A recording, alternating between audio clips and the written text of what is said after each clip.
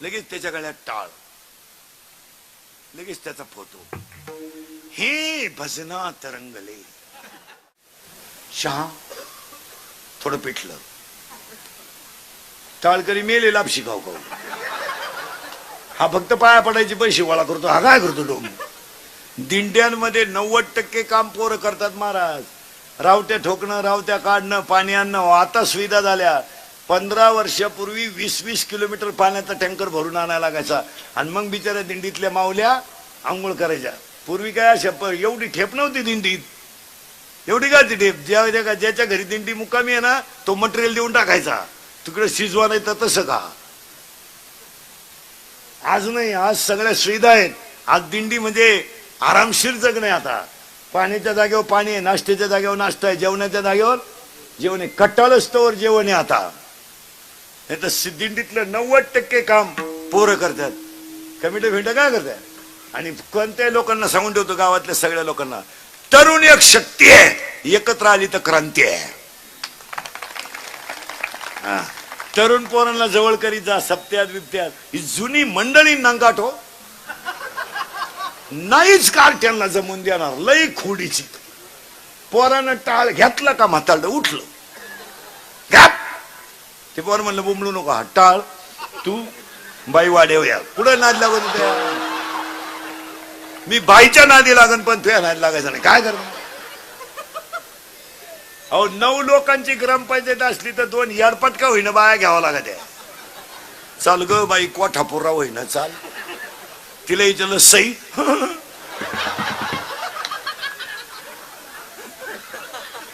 राष्ट्रगीत पाठ नाही, झेंड्याजवळ उभी राहिली. येड्याला किंमत आली मला. झेंडा खाली घेऊन हिला वर न्यायला पाहिजे. ह्याला गेली मारायला. फार येडी लोक आहेत मला. काय झालंय, मूर्ख माणसांना पैशामुळे समाजात किंमत आली. नाही तर काय, नाही तर गावातल्या प्रत्येक ग्रामपंचायतीत 2 तरुण पोरं पाहिजे आणि ते बी शिकलेले पाहिजे. आणि आता ते इथून पुढे कंडिशनच ठेवली पाहिजे. गावात सरपंच सुद्धा ग्रॅज्युएट पाहिजे. सरकार काही नियम करू द्या पण गावच्या विकासासाठी तो ग्रॅज्युएट पाहिजे. हा विचार गावाने केला पाहिजे. यांना काय कळत आहे. तरुण पोरं पाहिजे ग्रामपंचायतीत 2. जुनी मंडळी म्हणते त्यांना जमन का. तुम्ही काय सोन्याचा धूर काढला तर ते काढायचे. तुम्ही खिडक्या खाल्या ते चौकटी खाती. मग सगळे मिळून खा ना. का संडासही तुम्हीच खायचे आणि भांड्यातलंही तुम्हीच खायचं. याला काय.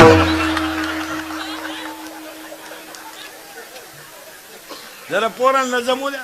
आणि विनोद नाही, युवा एक शक्ती आहे महाराज. तरुण शक्ती काही करू शकते.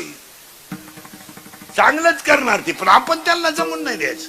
हो, पुन्हा एकदा सगळ्या गायकवाद कुडी मंडपालिका माई सिस्टीमवाले सगळ्या यात्रा उत्सव रथ उत्सवाच्या कार्यक्रमाचे आयोजक संयोजक कदम सर स्टेजवरील उपस्थित मान्यवर गायकवादक सगळ्यांना धन्यवाद. आणि आजच्या कीर्तनाला सुरुवात. मग तुम्ही म्हणाला आता काय चाललं होतं आतापर्यंत. आता प्रार्थना सुरू झाली. आता शिकरण लावून दिला तुम्हाला मंगाचा. प्रार्थना एका ठिकाणी तुकोबारायना शिकली महाराज मंडळी. कृपाळू सज्जन तुम्ही संतजन एवढे कृपादान तुमचे मत. पण ते कृपादान कोणतं. आठवण तुम्ही यावे पांडुरंगा. तुम्ही द्यावी पांडुरंगा. किंवा माझी सांगा काकुलती.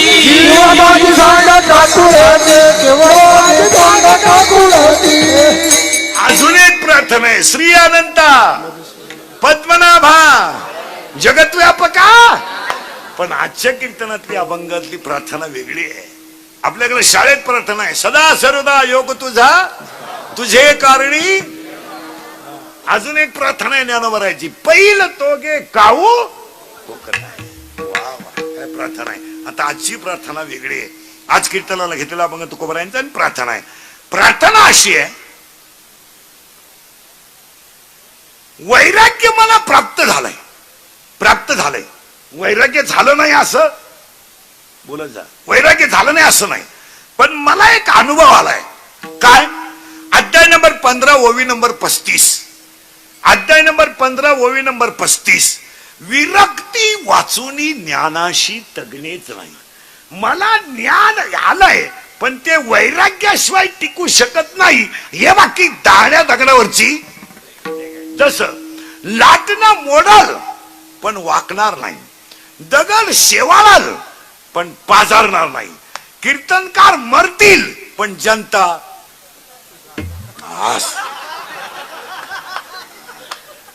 असं फिट उत्तर आलं पाहिजे.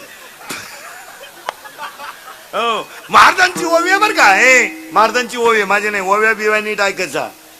आपल्याकडे ओवी प्रमाण सकट घ्यायची, अध्याय ओवी नंबर सकट घ्यायची. ओवी अशी 13व्या अध्यायात, 15व्या अध्यायात, लाटणे जैसा न लवे आणि पाथरू न द्रवे. लाटणं मोडल पण वाकणार नाही, दगड शेवाळल पदार्थ नाही. जसं ज्ञान आलं तर ते वैराग्याशिवाय टिकणार.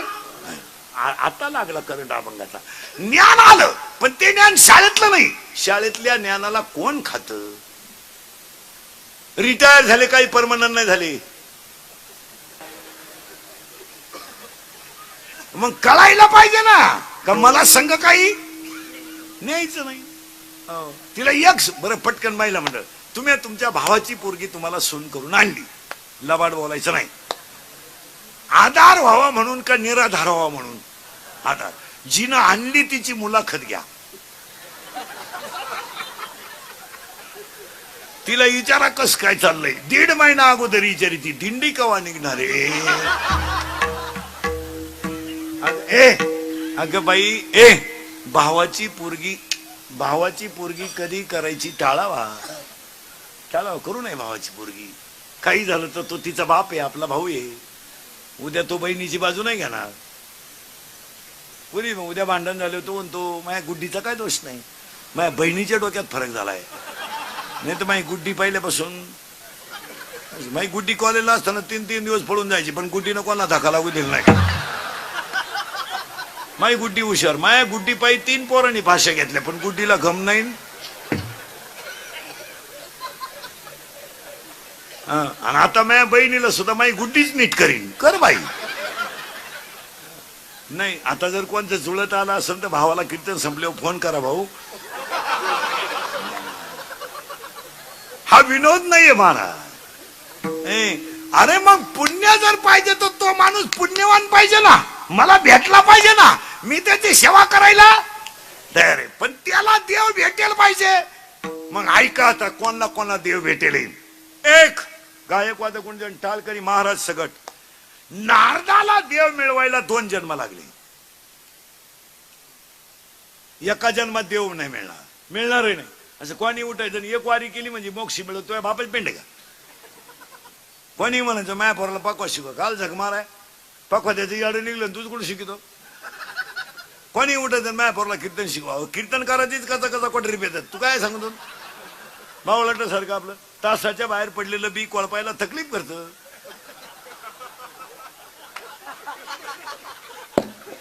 महाराज असं का म्हणून बोलला. अध्याय नंबर 9 ओवी नंबर 38. अध्याय नंबर 9 टिक मार करून घ्यान घरी गेल्या उचका नंबर सकट. अध्याय नंबर 9 ओवी नंबर 38. मुडा वनबीज काढले, निर्वाळे भूमी पेरले, ते सांडीवी खुरी गेले ते काही. असं चालतं का? कोणी उठायचं.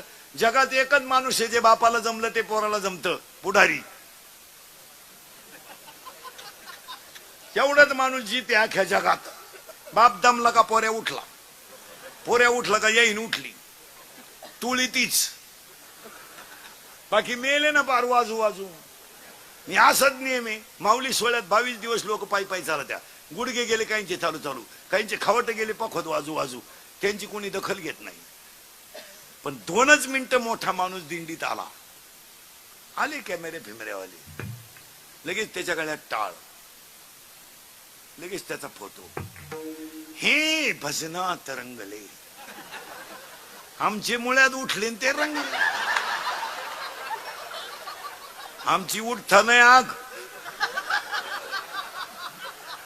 आणि बसता नाही आग. काय सांगता महाराज. महाराजांची भाषा आहे, माझी नाही. अर्थ लोपले पुराणी, नाश केला शब्द ज्ञानी, विषय लोभी मन आणि साधन अवघे बुडविले. 700 वर्षापूर्वीचं प्रमाण येते. मी पाठपर्यंत बोलणार पण प्रमाण सिद्ध बोलणार, बोगस नाही बोलणार.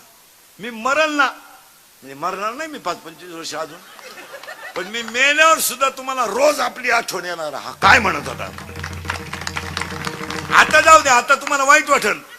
आता मला घोडा लावा, माग पुढं लावायचा, तोंडावर लावा, वाईट बोला, काय तुम्हाला शिवाय द्यायचं ते द्या, पण मी म्हणतो ते खरंच आहे यावर आपलं मत काय. आणि ते कालही खरंय, आजही खरंय, उद्या खरंय. नारदाचा जन्म झाला, बिचाऱ्याचे वडील मरण पावले. आई साधूची सेवा करायची. महिला मंडळ, आई साधूची सेवा करायची आणि मुलाला सांभाळायची. कर्म धर्म संयोगानं घडू नये ते घडलं. नारदाची आईला सर्पदंश झाला आणि आई गेली. आई गेल्यानंतर नारद पोरके झाले पहिल्या जन्मात. आणि नारदानं फक्त सेवा कोणाची केली? साधूची. साधू प्रसन्न झाले, आशीर्वाद दिला, अवतार संपला. पण भाग्य इतकं पुण्य, नारदाचं पुण्य कोणतं होतं? मागच्या जन्मी कुणाची सेवा करेल होती? साधूची. आणि साधूची सेवा केल्यामुळं नारदाचं भाग्य इतकं उदयाला आलं, ब्रह्मदेवाचा मानसपुत्र म्हणून दुसरा जन्म मिळाला. नारदाला देव मिळवायला किती जन्म लागले? 2. उत्तान पांढरावाचा राजा आहे, त्याला सुनीती आणि सुरुची नावाच्या 2 राण्या आहेत. नावच इकीचं सुंदर आहे, सुनीती. इकीचं नाव आहे सुरुची. मुलगा पळत आलाय, राजाच्या मांडीवर बसलाय आणि बापानं सावत्र आईनं मुलगा लुटून दिला. मुलाचं वय फक्त 5 वर्ष आहे आणि 5 वर्षाचं पोरगा पळत गेला आणि आईच्या कुशीत घुसलं. आणि आईला त्याने सांगितलं, आई अगं मला मांडीवरून ओढलाय. आई पराक्रमी होती.